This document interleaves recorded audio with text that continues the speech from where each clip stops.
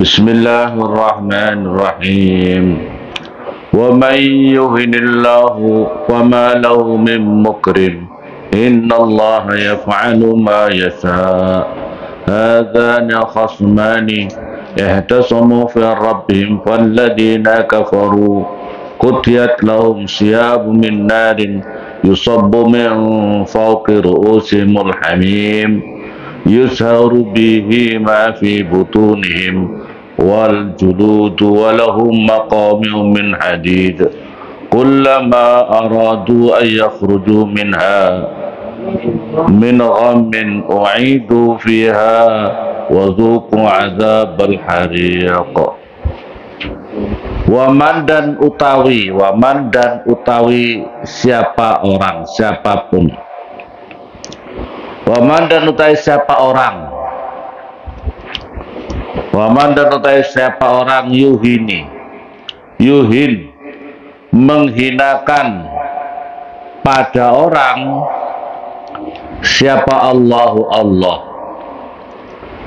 Waman dan utawi barang siapa yuhin menghinakan pada eman siapa Allah.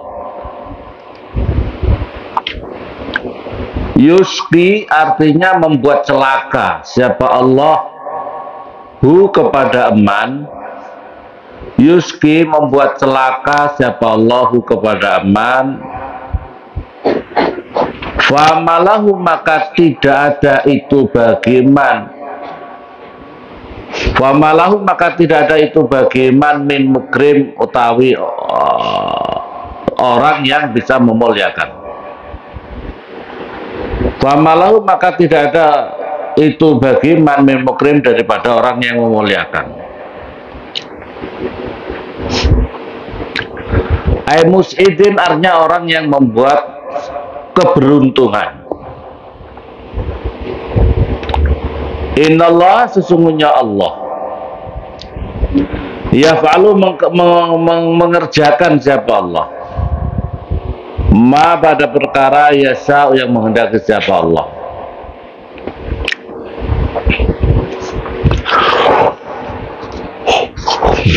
Minal ihanah daripada menghinakan wal ikram dan memuliakan. Wal ikram dan memuliakan. Siapapun juga yang dikehendaki oleh Allah, yang sudah ditakdirkan oleh Allah Subhanahu wa ta'ala untuk orang itu celaka, orang itu hina, maka tidak ada orang yang akan bisa memuliakan orang itu. Maka oleh karena itu bersyukurlah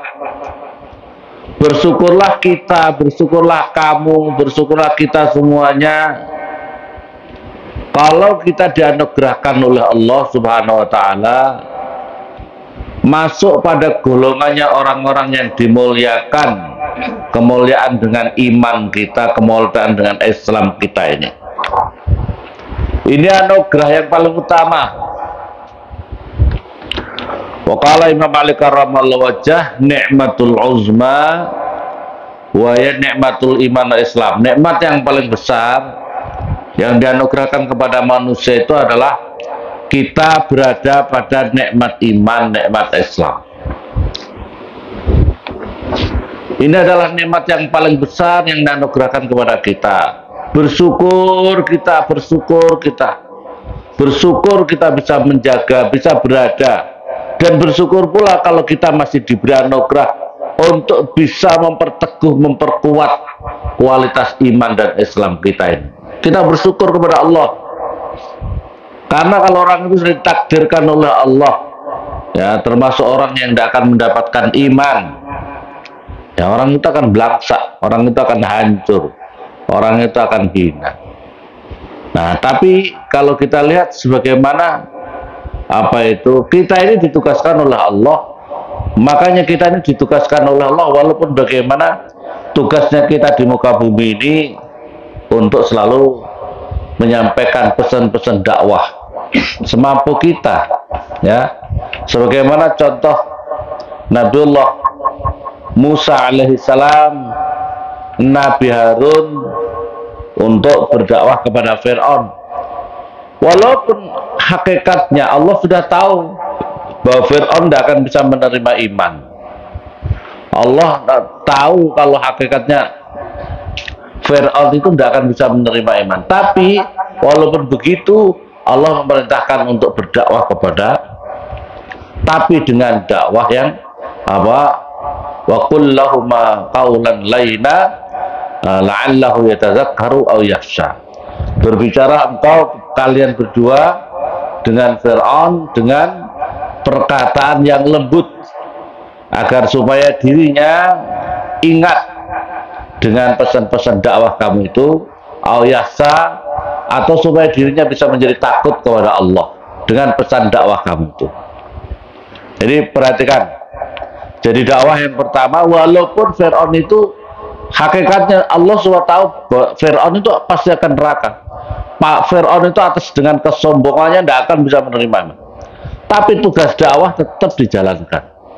Nah oleh karena itu kalian dan kita semua menyadari bahwa kita ini hidup itu salah satu misi yang harus kita emban adalah satu, mempertahankan kualitas iman kita, iman Islam kita. Yang nomor dua, bagaimana kita bisa menyampaikan iman Islam kita ini, pesan-pesan dakwah ini. Tapi pesan dakwah ini, ya perhatikan, pesan dakwah itu tidak harus semuanya harus bicara di atas podium. Ya, dakwah kita itu luas. Dakwah kita itu jangan hanya berpikir yang dinamakan dakwah itu harus naik podium. Ngaji ini juga dakwah. Ngaji ini dakwah apa tidak? Ngaji, kamu ngaji nahu, ngaji sorab, ngaji fikih, ngaji tafsir, ngaji ihya dan sebagainya, itu dakwah. Itu dakwah bil ilmi, dengan ilmu.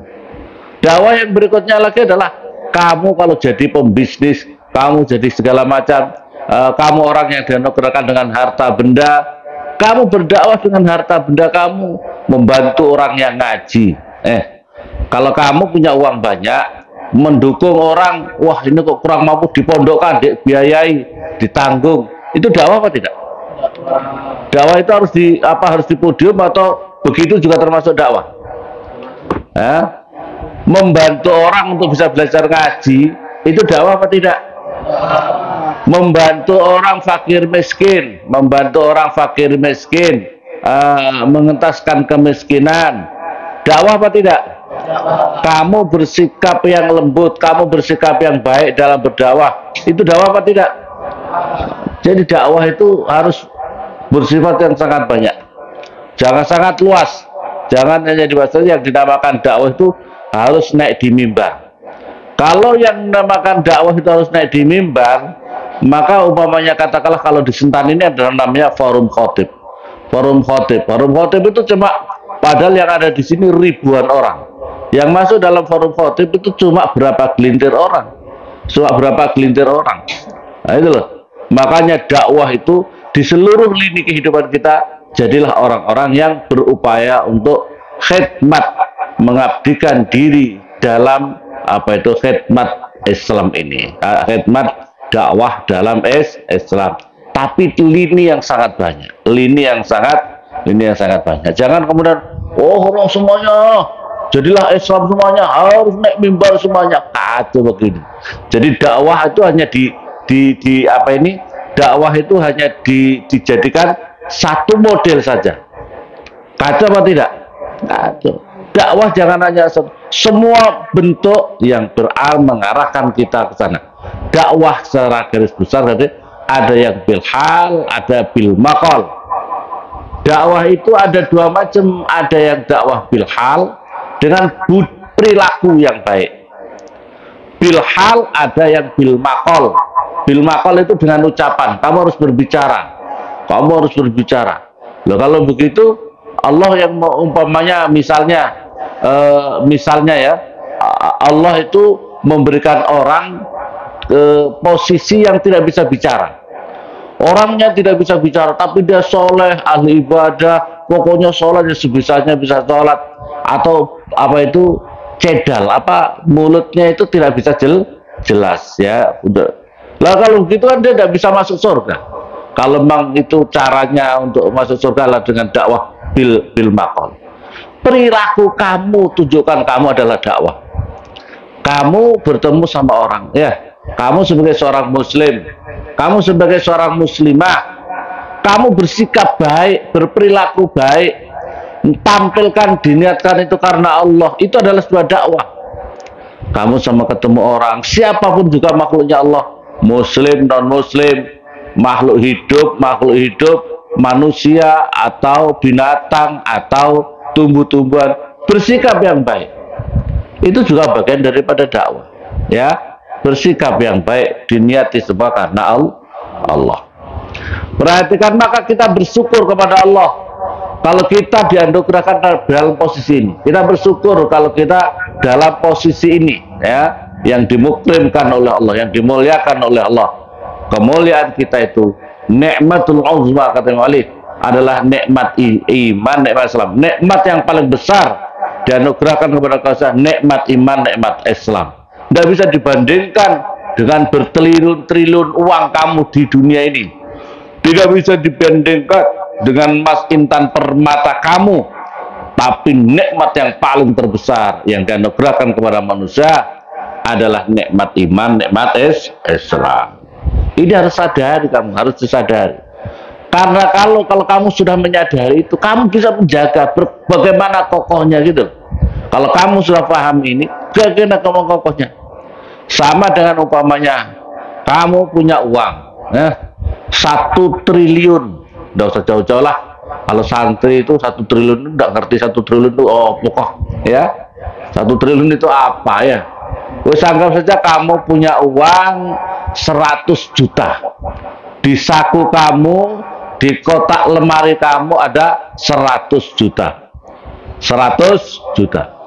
Berada di pondok, ya, berada di pondok. Sementara kanan kiri teman-teman kamu banyak yang tidak punya uang. Kamu kira-kira sangat menjaga betul tidak uang kamu 100 juta itu? Hah? Kira-kira kau jaga betul apa tidak? Jaga betul, jangan sampai dicuri. Betul apa tidak? Dijaga betul, jangan sampai dicuri. Itu perhatian, kamu sangat perhatian. Karena kamu berbahagia dengan uang 100 juta.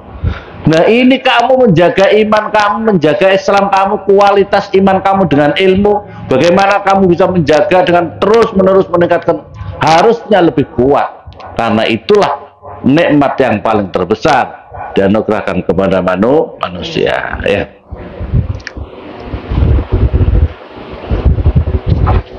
Ibaratnya kalau kamu lagi, saya ingin menggambarkan, ya, supaya kita memahami.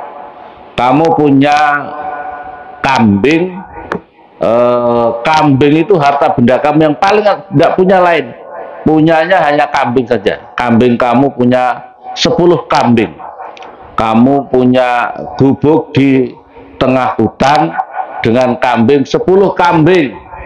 Sementara kamu paham di lingkungan tempat kamu itu banyak serigala, banyak harimau, banyak perampok, banyak pencuri.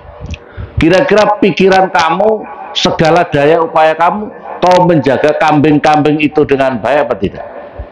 Kau menjaga atau kau liarkan begitu saja tanpa pengawasan? Menjaga. Karena apa? Punya kambing 10. Kamu menjaga iman Islam kamu itu lebih harusnya daripada kepentingan kamu menjaga itu semua. Tapi kebanyakan kita sekarang ini kurang terlalu peduli. Ya Allah, ya Allah, ya Allah, ya Allah, Allah, ya.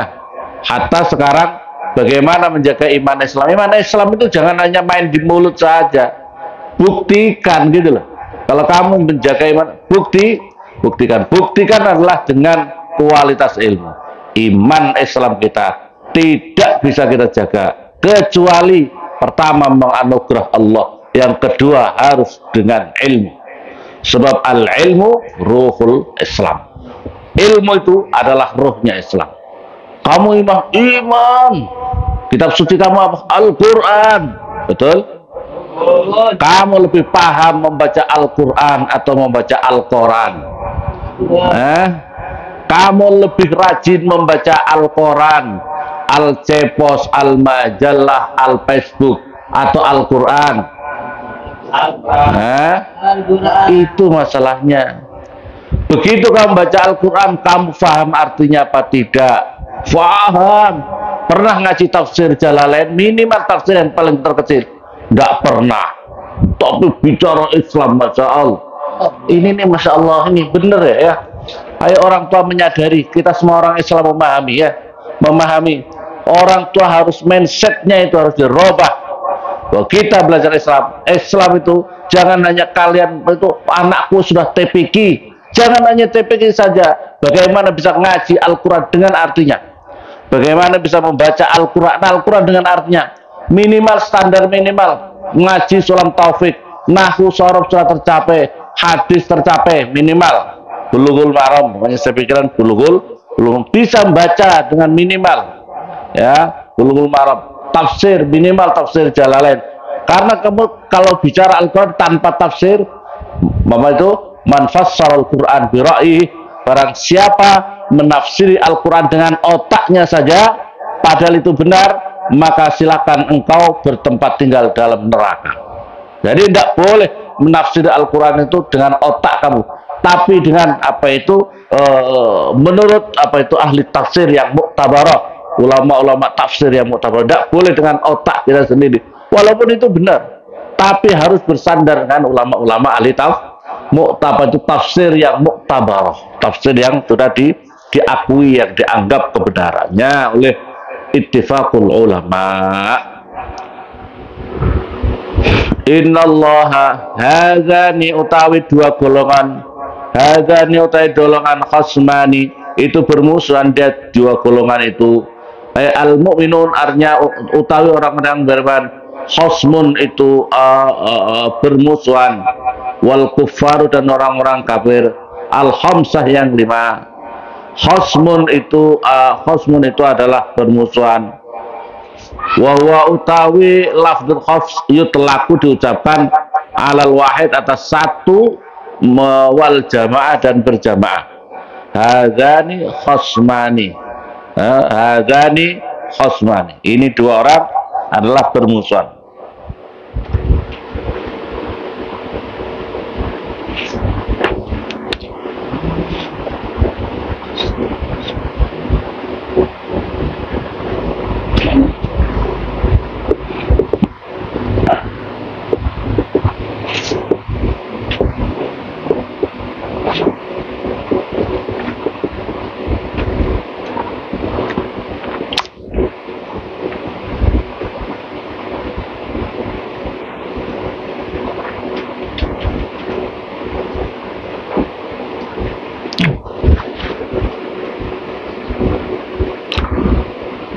Ihtasamu berselisih siapa mereka?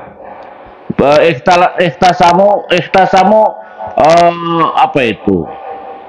Berselisih siapa mereka? Apa? Birabbihim, di dalam Tuhannya mereka. Fi dini artinya di dalam agamanya Allah Subhanahu wa taala.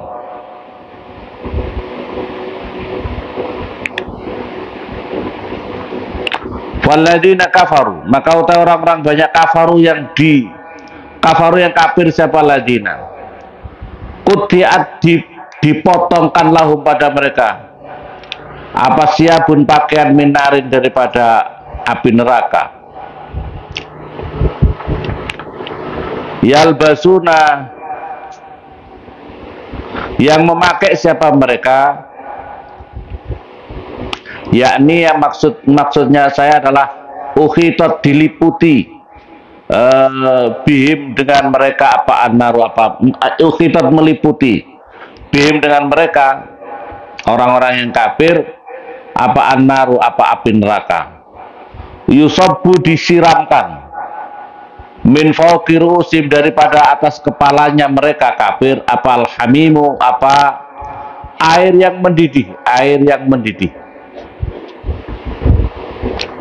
Al-mawarnya adalah air al-balighu yang sampai nihayat al-hararah pada puncaknya kepanasan, pada puncaknya panas. Yuzharu halih dihancurkan Yudzabu artinya adalah dihancurkan bi sebab hamim apa ma perkara fi butunihim di dalam perut-perutnya mereka alladzina kafaru min suhumin daripada gajihnya wa ghairiha dan selainnya suhum.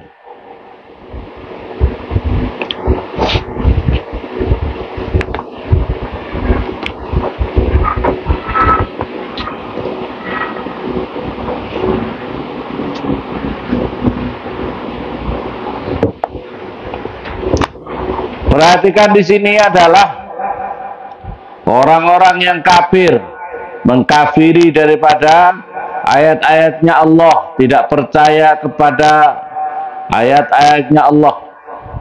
Maka nanti di akhirat dia di dalam neraka itu dipotongkanlah bagi mereka punya pakaian.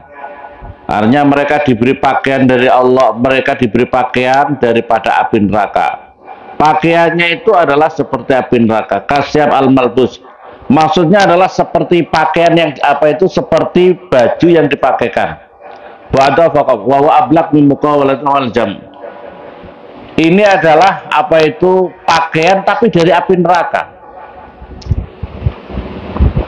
Yang kemudian setelah diberi pakaian daripada api neraka itu juga disiramkan di atas kepala mereka. Dari kepala mereka dia disiramkan daripada air yang sangat panas, air yang sampai puncaknya kepanasan, yang dengan itu kemudian masuk kepada perutnya, seluruh isi perutnya hancur lebur karena siksaan di dalam api neraka itu. Inilah orang-orang yang kafir, orang-orang yang mengkufuri ayat-ayat Allah. Wataswi dan menjadi gosong bi dengan hamim apa al juludu apa kulit-kulit. Walahum dan itu bagi alladzina kafaru, mereka itu orang-orang kafir itu maqami'un utai beberapa palu min hadidin daripada besi lidor firu'usim untuk memukul kepala-kepalanya alladzina kafaru. Kullama aradu tatkala menghendaki siapa mereka ayakhruju supaya keluar siapa mereka minha daripada annar. Annar artinya adalah neraka, min ghammin daripada kesusahan, yulhiku yang bertemu hum pada mereka biar dengan neraka. U'idu maka dikembalikan siapa mereka via di dalam neraka. Airudu artinya dikembalikan siapa mereka ilah kepada nar bil maqame dengan palu-palu. Jadi orang-orang yang di neraka itu mereka nanti susahnya luar biasa, dan mereka juga ingin upaya untuk keluar dari neraka. Keluar dari neraka, tapi ketika mereka bergerak untuk arah keluar langsung dipukul dengan palu-palu daripada besi di dalam neraka itu. Wakilah dan diucapkanlah kepada mereka zuku ngicipono sira kabeh, merasakanlah kamu semuanya azabal harik pada siksaan yang memanaskan, azaban pada siksaan al harik yang membakar. Azab al-harik, siksaan yang membakar. Al-balik artinya adalah yang sampai nihayat al-ifraq pada puncaknya pembakaran. Nihayat al-ifraq pada puncaknya membakar. Waqala dan dikatakan fil mu'minina di dalam orang-orang yang beriman.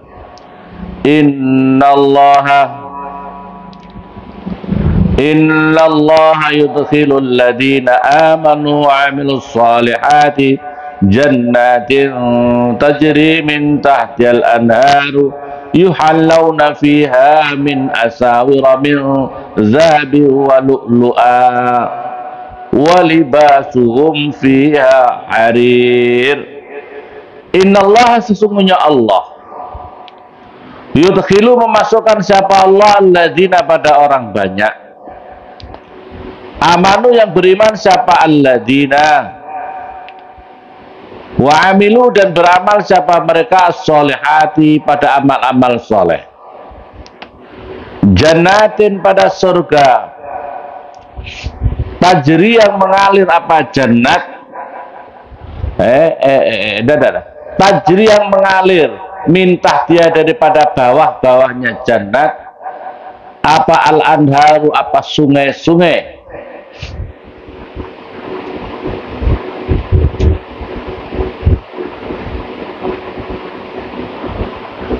yuhallawna yang apa itu yuhallawna yang berhias siapa mereka yuhallawna yang berhias siapa mereka fiha di dalam surga fiha di dalam surga min asawiro daripada gelang-gelang min dahabin daripada emas walu'lu'in dan mutiara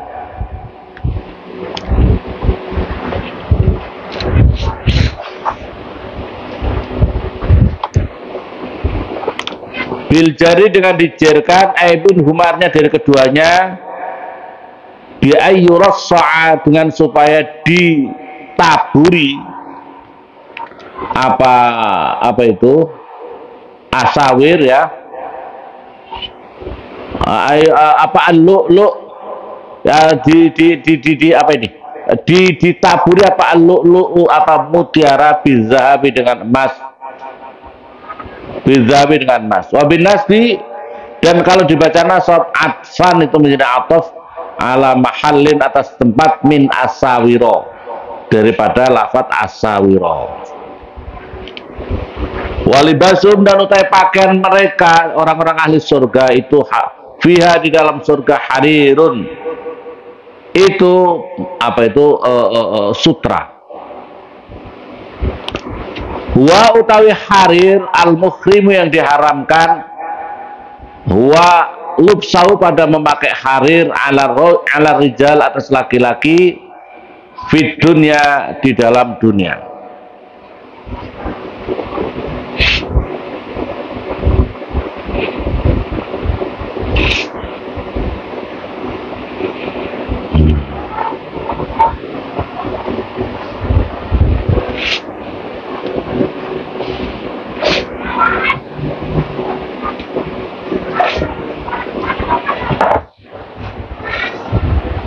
jadi harir ini adalah pakaian kalau di dunia itu untuk rijal itu diharamkan untuk laki-laki tapi kalau perempuan dibolehkan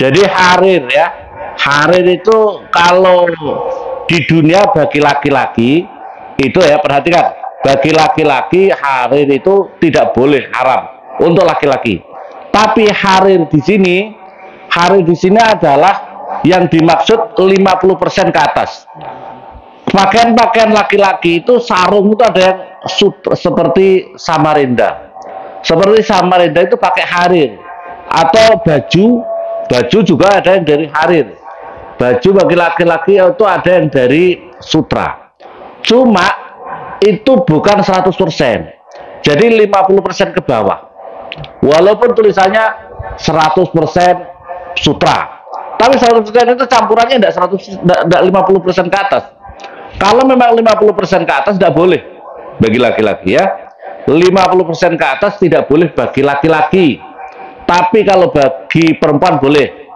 yang dibolehkan pokoknya 50% ke bawah campurannya 50% ke bawah karena pakaian ini adalah pakaian untuk dipersiapkan bagi kalian di surga. Dan ini kita diuji di dunia ini, kita di tempat diuji oleh Allah. Di dunia ini tempat kita diuji oleh Allah. Jangan termewah kemewahan hakikat kita di surga nanti.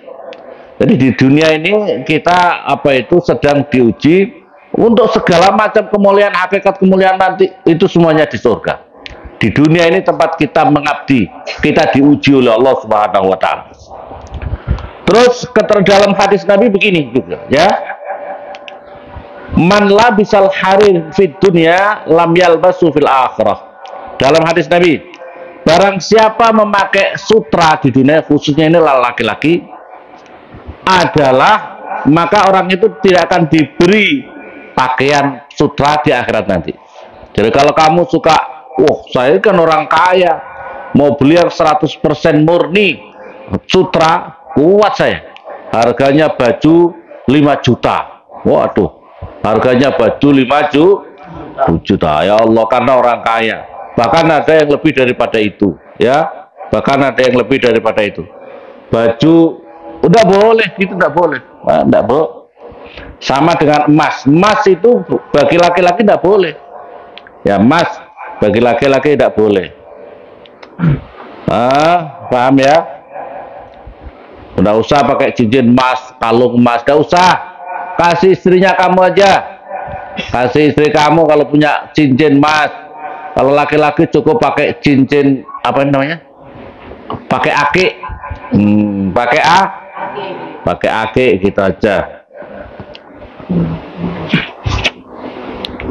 Terus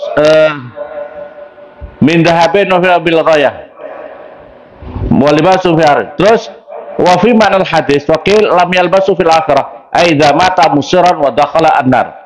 Maksudnya adalah orang itu tidak akan dipakaikan di akhirat. Maksudnya adalah lam yalbasu fil akhirah, tidak dipakai orang itu di akhirat. Idza mata musiran, ketika dia mati masih tetap saja memakai pakaian itu. Wa dakhala an-nar, dan masuk ke dalam neraka. Fala yunafi anna idza dakhala al-jannah yalbasu. Wal maka tidak dinafikan anna idza dakhala al-jannah yalbasu. Tidak dinafikan kalau orang itu nanti di akhirat di surga juga memakai wakil lam yalbu aslan. Ini mengatakan dalam hadis bisa juga tidak dinafikan, orang itu juga masih bisa pakai. Dalam keterangan yang lain lam yalbasu aslan, walau dakhala jannah, walaupun masuk surga. Tetapi orang itu bisa menikmati dengan pakaian yang lain, tapi tidak bisa pakaian harir, gitu loh. Lam yatanamul harir. Wa amma huwa fala yastahi fiha. Wal mu'tamad al awal. Jadi kaul yang paling dipakai pegangan adalah yang pertama. Artinya sama sekali orang itu memang tidak diberi pakaian harir. Nanti ya tingkatnya di bawah harir ya. Wa kadza yuqalu fil ahadits al-waridah fi man syariba al-kham wa lubsu dhahab.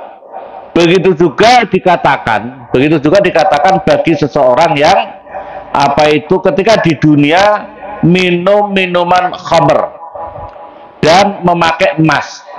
Maksudnya di dalam keterangan tafsir ini jadi orang yang susah dikasih tahu, kamu jangan pakai harir. Nanti kalau di sana nggak dapat pakaian harir, jatah harir. Begitu juga bagi orang nanti minuman di akhir di surga. Salah satu minuman yang nikmat itu adalah minuman khamr. Minuman khamr itu arak yang orang-orang yang di dunia minum khamr itu. Tapi minum khamr di sana menyehatkan banget, menyemangatkan banget gitu. Khamrnya di sana ya. Tidak sedikit terusan matanya merah, teler, mabuk dan sebagainya, bukan. Di sana itu, tapi kalau orang ngeyel menggunakan di muka bumi, tidak akan dapat jatah di sana nanti. Di akhirat tidak akan dapat jatah, gitu loh. Wah, ini bahaya ini ya. Bahaya. Ke sana padahal yang nikmat itu. Terus begitu juga orang yang pakai emas. Di sini ngeyel orang tidak mau, jangan pakai emas. Di sana nggak dapat jatah emas, gitu loh. Di sana tidak dapat jatah emas. Yang menakutkan itu kalau dikiaskan lebih jauh, ya. Yang bahaya dikiaskan lebih baik. Oh gitu ya. Lah kalau umpamanya di dunia suka melacur bagaimana? terus nanti taubat. Sana tidak dapat bidadari. Istrinya saja yang soleh. Kasihan itu ya. Kasih teman kamu satu kamar soleh. Ya, teman kamu di kamar soleh. Di sana istrinya paling cakep, bidadarinya banyak. Apa itu? Banyak sekali bidadarinya. Kamu nggak dapet. Masya Allah. Rugi kamu ya. Rugi. Punya istri bidadari itu enak. Nggak usah mikir ngojek, nggak usah jualan pinang. Cukup semuanya. Dicukupi oleh Allah Subhanahu. Kau punya istri di dunia satu saja, punya anak satu, anaknya 10, susah mikir setengah mati. Bagaimana ongkos sekolahnya, bagaimana pondok pesantrennya dan sebagainya. Betul. Yang satu cerewet, dua cerewet, tiganya cerewet. Umur kamu mestinya baru umur 50 tahun, tapi terasa umur 100 tahun. Gara-gara diomeli bojonya kah? Naudzubillah summa naudzubillah. Maka beruntunglah kalau kamu punya istri cerewet. Karena istri cerewet itu mempercepat umur kamu cepat mati. Apa tidak? Betul apa betul? Ya. Biasanya cerewet istrinya begitu, cepat mati bojone. Ya, paham? Perempuan-perempuan dengarin. Ya, kalau kamu ingin suami kamu cepat mati, selalu berupayalah jadi wanita yang cerewet. Betul apa betul? Masya Allah. Cepat jadi janda.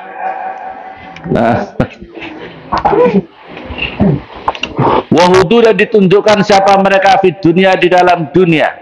Ila thayyibi pada kebaikan minal qauli daripada ucapan.